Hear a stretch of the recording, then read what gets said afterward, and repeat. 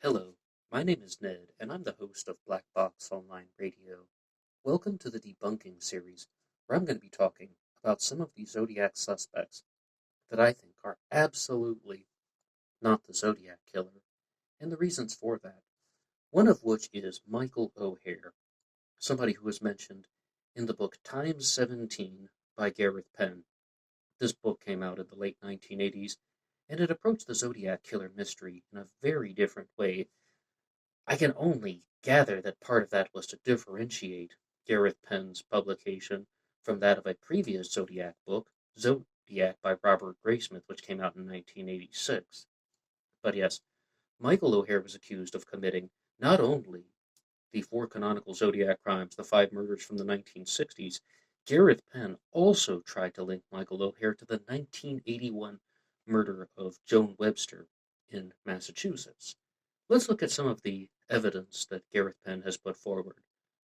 Number one, the bodies of water connection. Michael OHare's initials are M.H.O. Michael Henry OHare.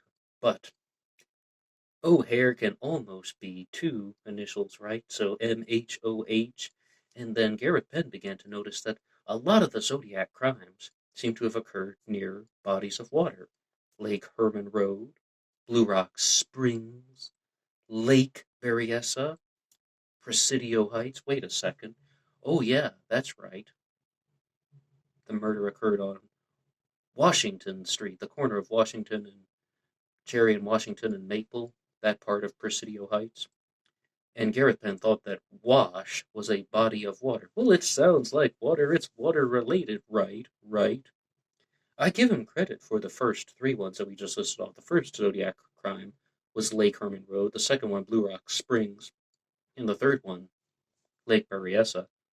But even to further his idea about this bodies of water connection and how that is some type of clue into the Zodiac killer's identity, he said that there was a fire hydrant near where Paul Stine was murdered on October 11th of 69. Paul Stine's taxi wasn't too far away from a fire hydrant. Hydrants have water, right? Are you following me? The Zodiac is cluing us in to something about his identity involving bodies of water. And maybe it's his initials. What if his initials were HOH? Two H's and one O. H2O. Oh my goodness, this is so brilliant. So naturally, he went with Michael OHare as a suspect, someone who does not have the initials HOH or HHO. His first name is Michael.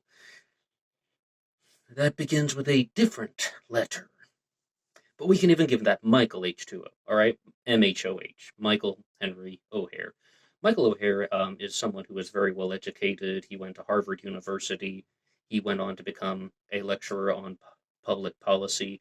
And I believe I made a mistake once on the channel saying that he had a PhD in mathematics. I believe his degree is actually in architecture. And I've actually been reading some of Michael OHare's articles that he has published about architecture, museums, and the policies that should be associated with them, though they're very dense, but we can talk about that at a different time. All right, so Michael Water, MHOH, Michael H2O, did he actually commit this set of murders that took place? Well, Gareth Penn didn't only look at the bodies of water connection. He also heavily got focused on mathematical signatures. In fact, if you read the book Time 17 by Gareth Penn, he talks very clearly about how he thinks that the Zodiac crimes were a criminal masterpiece that were just filled with mathematical signatures.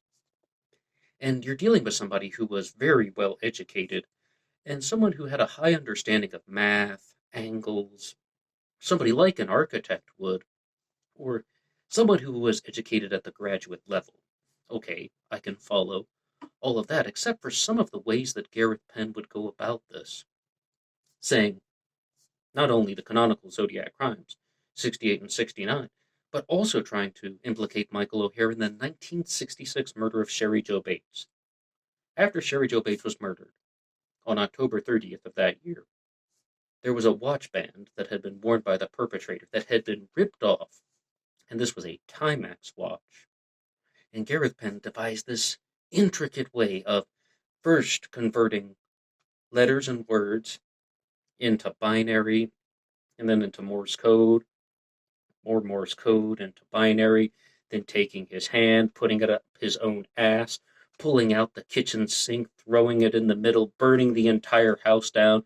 And all of a sudden, you get the number 617, which is an area code in the state of Massachusetts.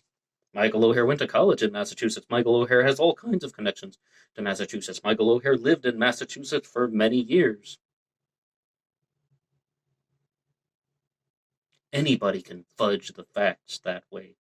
Anybody can rearrange numbers into different patterns. And that doesn't mean that they were the Zodiac killer.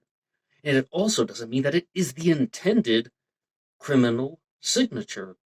And Garrett Penn openly talked about this in the book Time 17 when he makes an observation of his own about his own mathematical findings. Hey, what a funny coincidence. If he can do it, well, why couldn't coincidences also be attributed to Michael OHare? And you can pretty much break down this method of saying, hey, did you know that 2 plus 3 equals 5? How many fingers on one hand? Let's all count together. It's ridiculous. It's an impractical way. Because not only did Gary Penn have an absolute reversal on this later in life, saying that messing around with the numbers is not something that you can do. You can't bring that into a court of law. And you can't actually attach that to a suspect and present it at a trial. I mean, maybe you could, but it's not hard evidence. I mean, speculation, you could even say that, but it's just messing around. You can fudge the facts in any way by adding different numbers and subtracting. Long story short is some people say that number games can be played with any method to get a desired effect if you use the appropriate amount of cleverness. I think Gareth Penn is very intelligent. I think Michael OHare is very intelligent. But was Michael OHare actually the Zodiac killer? I do not think so. Gareth Penn also tried to connect Michael OHare to the 1981 murder of Joan Webster, as previously said. Joan Webster was abducted on November 28th of 1981.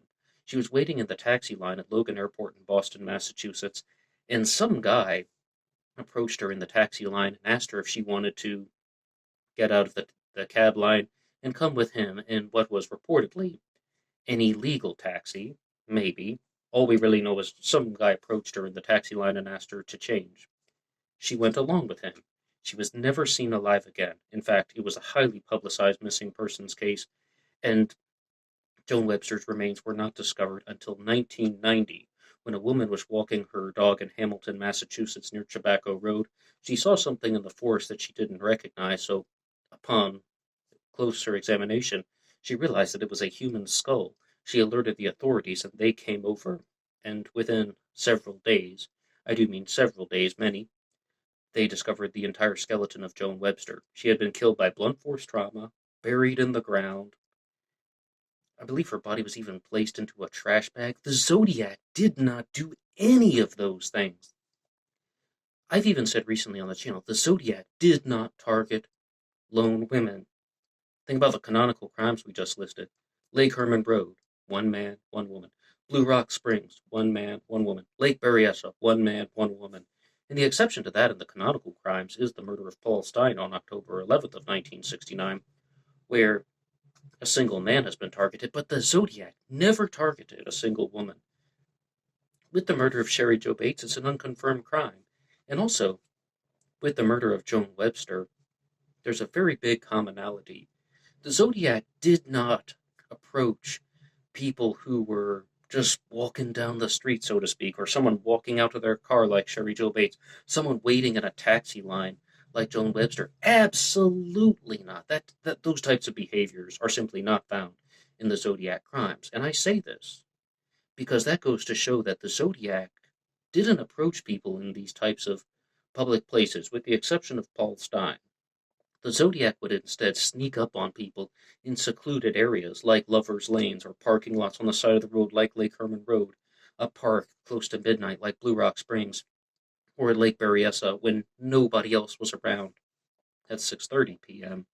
That goes to show that these crimes, the murder of Sherry Jo Bates and the murder of Joan Webster, are very different in their own right, and they're also extremely different than that of the canonical Zodiac crimes. I absolutely do not think the same person murdered Sherry Jo Bates, the canonical Zodiac victims, and Joan Webster. I would bet my life on it right now. Joan Webster was also killed by blunt force trauma, something else that's outside of the Zodiac's wheelhouse. But anyway, Gareth Penn likes to play around with numbers. He can do that. And somebody did bring this to my attention once, based on my analysis of Gareth Penn, if you want to call it that. He said that you're taking Gareth Penn too literally. And I'm like, what do you mean? And what he said was, just one of you guys in the comment section, I don't remember, or else I'd give you a shout out, but please leave some comments down below. He said Gareth Penn just really wanted to focus on an aspect of the case that he thought was underreported, underrepresented, that wasn't discussed frequently enough, and that was mathematical signatures are found in the Zodiac mystery. Number two is that you're dealing with someone who is very well educated, like all of these Zodiac suspects that are high school graduates but never went to college, or maybe a high school dropout. He's like, forget about them. They aren't the guy. They weren't responsible for the canonical crimes as well as the creation of the letters and the ciphers. All right. So I began to rethink things a little bit differently. And I have to just conclude with one thing that is absolutely not important, but I'll tell you anyway. I was planning on doing this episode about Gareth Penn and Michael OHare in Time 17 for the Debunking series, and this afternoon, I fell asleep for about an hour, and this was real intense, deep sleep that you get in the afternoon that you don't even want because it's like 1 p.m.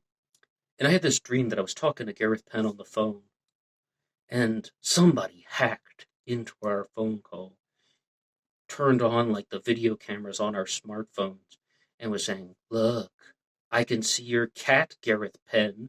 Gareth Penn has a cat." And the cat had this necklace that had these little ornaments on it that looked like peppermints. You know those circular red and white swirled peppermint things?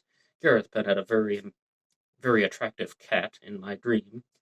And I was like, holy crap, this is so weird. Someone has hacked our phone call just to look at Gareth Penn's cat that was in the background. And then somebody knocked on my door and brought me a pizza. And I was like, I didn't even think twice about that. I was like, oh, hey, a pizza. It's a dream. They're weird. Just weird things just keep happening. So I really wish I could have continued that phone call with Gareth Penn, even though it was just a dream. But instead, somebody brought me a pizza, and then I woke up. Dreams are weird like that. But if you would like to share anything about the Zodiac Killer or any suspects you would like covered in this debunking series, put your ideas down below. Tell me about who you want to hear about. And also talk about Gareth Penn. Do you agree or disagree with my analysis? Do you agree or disagree with the comments that I've made in this video? Have you ever had a weird dream that you would just like to talk about? And I would always invite you to listen to some other episodes of Black Box Online Radio. Until next time.